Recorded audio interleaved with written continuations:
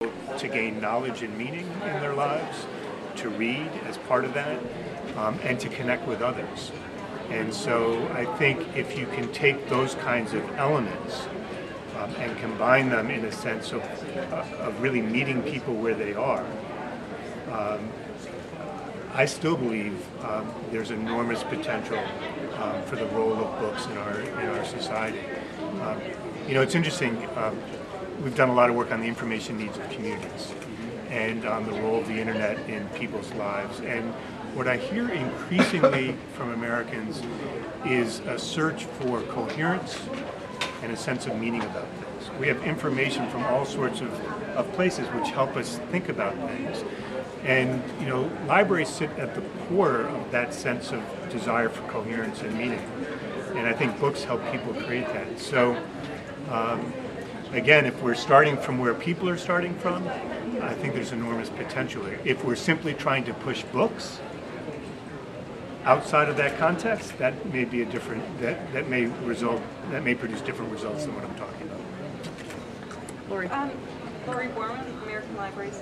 Can you tell me, getting back a bit to the school issue, with teachers being so focused now on this data-driven environment and measurements with tests and scores, how does this fit in with that? Because there doesn't seem to be that specificity of metrics. Yeah. Well, let me tell you a story about Youngstown, Ohio, as an illustration. I mean, those schools have been taken over by an academic distress commission appointed by the governor, and they have come up with all sorts of school reforms that appear to be necessary, which deal with the kinds of metrics that you're talking about.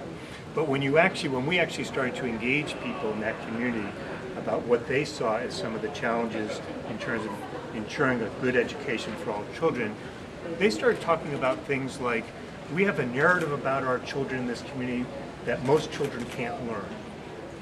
That most children in our community are crooks or thieves or up to no good. That we don't stand by our children and support them in ways in which they understand that there's an adult in their lives who can help them navigate what's happening. So if you look at those things, what I think folks in Youngstown would say, and this is true of communities wherever I've done work on this, and the library happened to be involved in this work in Youngstown, is that we need to perhaps expand our notion of metrics about what we value if in fact all children are going to get a good education. And when we interviewed teachers, they said the same thing. And I just want to add, based on your question, one of the things that really holds a lot of value for me in this work is it isn't going to be about the metrics in the end. It's really going to be more about the impact. Where is it that we're making a difference? And libraries across the country have been understanding the ways in which they make a difference for some time. This is going to highlight that. And I think we're going to see more of the work around what the impact is really being told in the terms of what Rich just mentioned, the narratives and the stories. Let me just come back, and because this goes back to a question someone else asked about metrics as well. There are different kinds of impacts.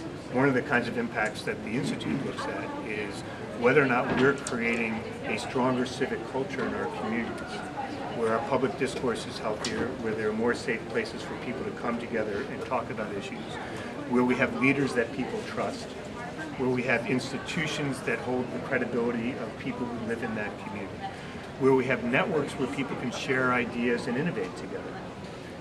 Those are all things libraries can help create in communities by doing this work. And what we know from across the country is, but for those types of conditions, we won't be able to solve problems like public schools or crime or other issues that people want to see action on. And so one of the things that I think this initiative is so important to do is to help provide frameworks and tools for libraries to accelerate the good work that they're already doing in those areas, but to make it even deeper and stronger. Yes.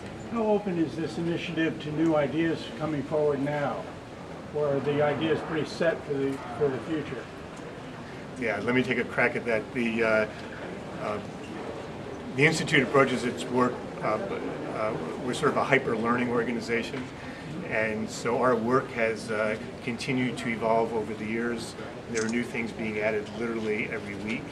And so the beauty of this work is we can only do this work in partnership with libraries because we need to understand the challenges that they're facing, the aspirations, the context that they face, and one of the things that will emerge from this work together will be new ideas, new tools, new frameworks, or even taking some of our existing frameworks and tilting them 45 degrees because of what we've learned through the work together. And that's really the only way to do this. And I'll just say one other quick thing about this. We have become hyper-focused in our society on techniques and best practices, believing if you simply download it from the web or get it from a report, it applies to every situation in every community, and one ought to just sort of adopt it, not adapt it, and just sort of implement it. And we're not going to create the kinds of communities we want, and communities won't be able to create the kinds of communities they want if that's the approach we're going to take. And so our work is in that spirit. Your question brought out what I think is one of the best things about this approach, and that is it assumes that we're going to be learning as we go. It invites new ideas, and it invites them from wherever they're going to be expressed. And it's a challenge for some people when they first come to this work because we're more used to what you heard Rich describe, but it really is going to cause us to reposition ourselves and be much more intentional about capturing what it is that we're learning. And a lot of the rich learning comes from new, different ideas being expressed. To make a follow-up just comment, I think that as I see our society today, our rational institutions, or the very sort of arc of rationality it's a wonderful thing to start with, but eventually just keeps developing more and more complexity. Also more filtering systems where new ideas really can't ever get through into the decision-making process. The libraries as physical locations in communities could even be part, I'm just throwing this out as an idea, where ideas about these sorts of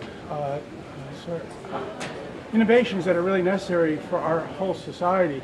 This is the place that people who have not felt that they have a voice but might have those creative ideas could find a way to get those ideas into these larger systems.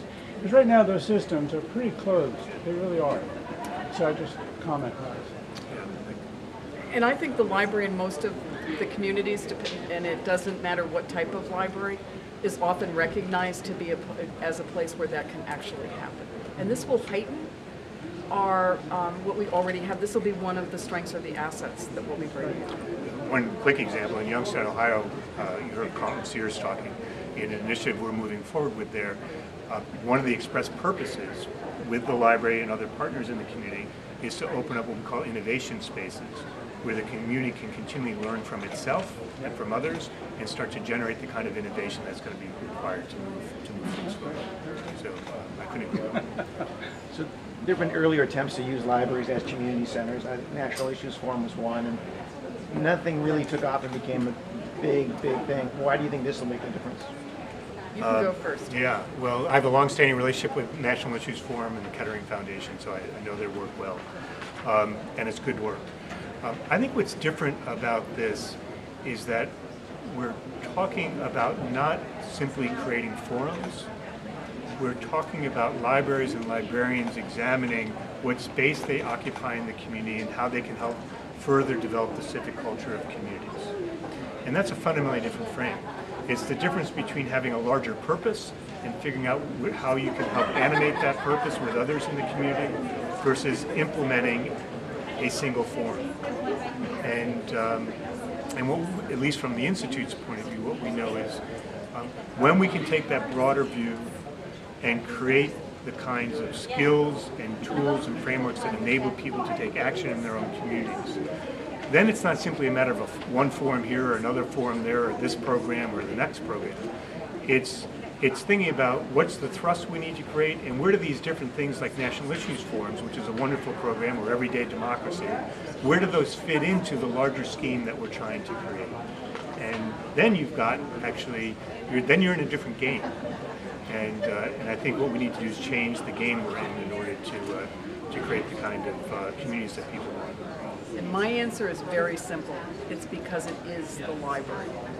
It's the library, a trusted place in the community, a community asset in which the community has invested for a very long time, known to people in the community, and staffed by individuals who are deeply committed to serving everyone in the community across the socioeconomic strata, but also across the age group. For me, it's just the perfect place for this work to happen. And as a follow-up, then, let's say a library within a system wants to do this. You suggest they start from the bottom and go up, or should it come up and down in terms of how it gets started? Should the system be the one promoting this, or can it be a grassroots like from the Friends group or that particular library? I think it starts where the readiness is. And what I would be looking for in that situation is a careful analysis of where that readiness might be, and I would be hoping that it would exist in pockets throughout that system. Yeah, I mean, we've seen it emerge. I mean, really, we're talking about where does this change emerge from? And we've seen it emerge from lots of different places. I don't think I mean, this goes back to my thing about best practices and techniques. There is no single place. There is no one path. I think, it could be the Friends of the Library. It could be within the library itself. It could be through partners of the library. It could be through lots of different places. And I think in each community, that'll be a little different in each community potentially. So there's been some opening up of low power radio licenses. It would be interesting if public libraries were to apply for those licenses. Would give you that platform there. That's a great idea. It certainly would. One of the pieces of work that we're starting to engage in is how are we going to develop and manage a communications campaign. That's a great idea for us to add. There's something very special about live broadcast versus streaming, because you pick it up by surprise. You're in the car and suddenly you hear something you wouldn't have expected. So it's not like you can go for it.